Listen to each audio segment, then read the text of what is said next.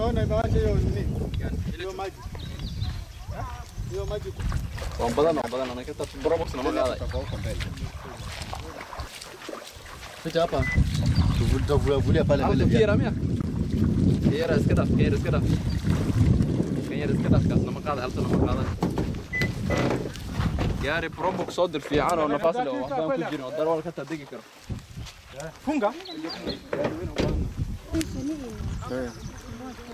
lakini huko hauna wadifaki hiyo. Piga picha Kumanya kia haraka. piga picha. Sura hii. Sina hakuna. Kwa nini najiweka je? Mpaka gari sana. Kwa hada jura sana.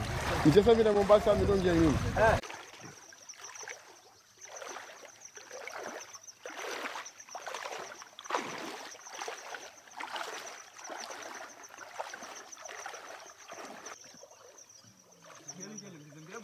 Şoför bey bizim getiren götürelim. Tamam da nereye gittiler onlar? Gel ben.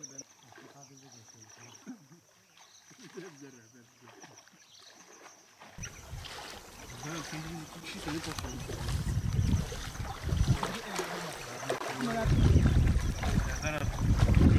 Çıkarsan dikeceğim merak etmeyin. Orada. Otobüs numara kaçmana gidiyor. Dur. Abdülkadir abi 10 kilometre yürüyerek mi geçeceğiz? Evet. Gerçekten. Nasıl? Araba yolu olmadığı için. Yok yağmur yağdı ama her zaman böyle oluyor. Yani hafiften bir yağmur yağdığı zaman buralardan arabayla geçmek çok zor. Evet. Yürüyerek geçmek zorunda kalıyoruz. Evet. Şimdi 10 kilometreyi biz Yürüyerek yürüyerek geçeceğiz.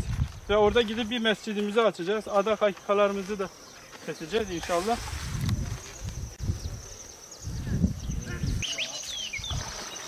devam edelim mi?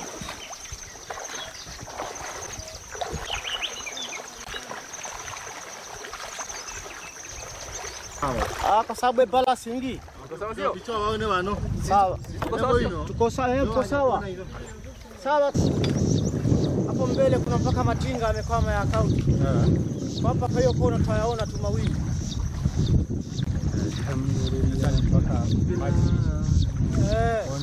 Walikuwa jaribu kupita. Ilikuwa imebeba maembe hii ya mbele hii. Ilikuwa imebeba maembe full maembe 1400.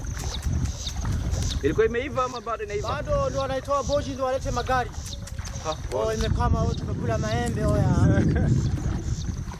Lakini paka nyingine ameoza. Salamu alaykum. Hapo mahali imekaa. Kwanza ile kwanza. Alayka salam. Alafu ile yenyewe hiyo imeandikwa turbo. Nani huko? Babu. Evet, buradan hayırseverlerimize sesleniyoruz. Hani bir 50 euro verip 100 euro verip bana da bir resim, bana da bir video diyen kardeşlerimiz, Allah hayırlarınızı kabul etsin. İbrahim abi. Attığın adımları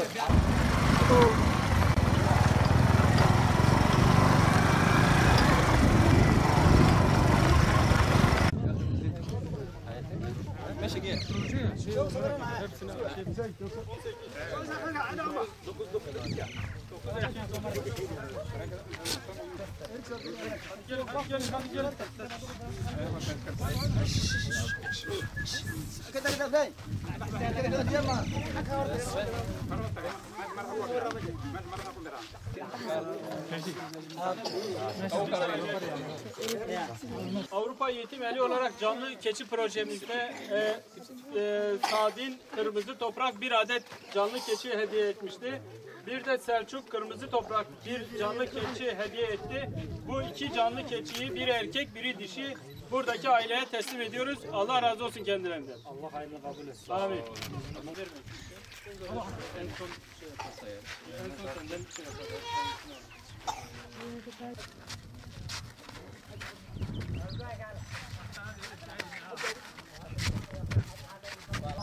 Uluslararası Yardım Kuruluşu Avrupa Yetim Eli olarak Afrika'da canlı keçi projemizi gerçekleştiriyoruz. Mehmet Akgün bir adet canlı keçi hediye etti. Seci Yiğit bir canlı keçi hediye etti. Bir çift canlı keçiyi buradaki aileye teslim ediyoruz. Allahu Teala kendilerinden razı olsun. Uluslararası Yardım Kuruluşu Avrupa Yetim Eli olarak Afrika'da canlı keçi projemizi gerçekleştiriyoruz. Muhammed Keskin 2 tane canlı keçi, biri erkek, biri dişi buradaki aileye teslim etti.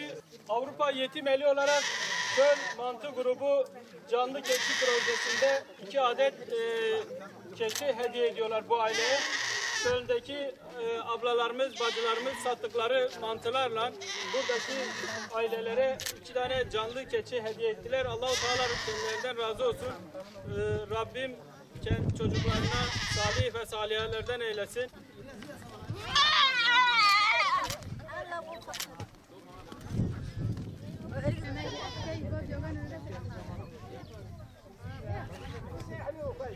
Uluslararası Yardım Kuruluşu Avrupa Yetim Eli olarak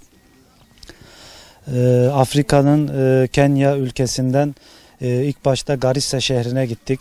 Garissa şehrinden 3-4 saat bir yolculuğumuzun ardından Masalani şehrine geldik. Masalani şehrinin Rahmet köyündeyiz şu anda. Tabii ki buraya gelirken 3 saat 4 saat araba yolculuğumuz sürdü. Bu yolculuğumuz esnasında burada geçmiş günlerde yağan yoğun yağmur nedeniyle bir bölgeye kadar arabayla gidebildik. Diğer bölgeleri su biraz da sel olduğu için önceden sel felaketi olduğu için çamurlu bölgeler vardı.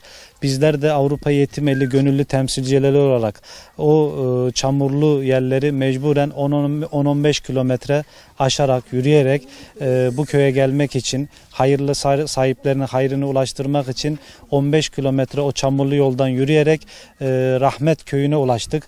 Tabii ki yol esnasında bayağı sıkıntılar yaşandı.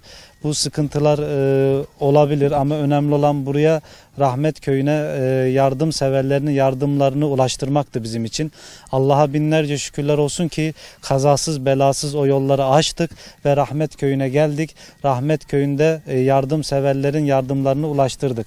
Yardımları ulaştırırken burada ilk başta şunu söylemek istiyorum. Keçi projemiz vardı.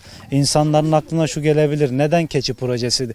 Neden et dağıtmıyorsunuz da keçi projesi diye. Şunu düşündük Avrupa Yetim Eli olarak. Keçi projesi bir dişi, bir erkek her eve bir aileye keçi verdik. O aile o keçiye bakarak o keçinin sütünden faydalanacak ve devamlı kalıcı bir şey olduğu için biz buna önem vererek ailelere dağıttık. Yaklaşık bayağı bir keçi projemiz vardı. Bayağı bir aileye, yaklaşık 50 aileye burada keçi verdik. Tabii Rahmet köyünde öncelikle şunu söylüyorum, acı manzaralarla karşılaştık. İnsanların mağduriyetlerini gördük.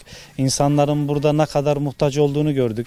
Bizleri gördükleri zaman sevindiğini, bir nebze olsun Avrupa Yetim Eli olarak onların sevincine ortak olabiliyorsak, onların yaralarına merhem olabiliyorsak, az buçuk da olsa onların yüzlerindeki tebessümü görebiliyorsak ne mutlu bize. Hayır sahiplerinden ilk başta Allah razı olsun diyoruz. Biz bir Avrupa Yetim Eli olarak onların hayırla mağdurun, mazlumun arasında köprü görevi görüyoruz. Bu köprü görevini tabii zorluklarla, sıkıntılarla aşmaya çalışıyoruz. Öncelikle bunu söylemek istiyorum. Bayağı bir meşakkatli, sıkıntılı bir yolculuk yaşadık ve en sonunda da Rahmet köyüne ulaştık. Keçilerimizi verdik. Tabii ailelerin hepsi sevindi. Çocuklar sevindi. Mağdurlar sevindi. Mazlumlar sevindi. Hepsinin keyfi yerine geldi. Allah'a şükürler olsun ki bizler de buna vesile olduysak ne mutlu bizlere.